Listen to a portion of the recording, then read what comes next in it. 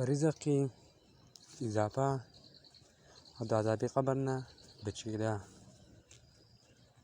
د حضرت علي رضی الله تعالی عنه روایت دی چې ما د رسول الله صلی الله علیه وسلم نه اورېدلي چې څوک دا کلمات په ورځ کې 100 پېرې وایي: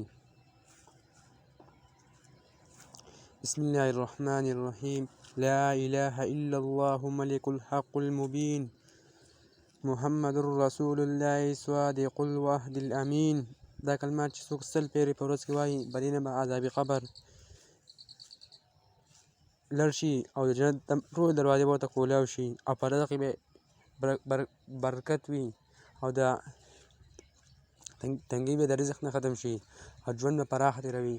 هم به دنیا ښایسته شي، هم به آخرت ښایسته شي. څوک چې دا کلمات وایي پرې ورته بیا وکړي: بسم الله الرحمن الرحیم، لا اله الا الله ملك الحق المبین، محمد رسول الله صادق الوعد الامین. دا کلمات چې څوک 100 پېرې به وایي روزانه په اعتبار سره، انشاءالله د قبر عذاب او د ژوند کې هم به فراخي وي انشاءالله.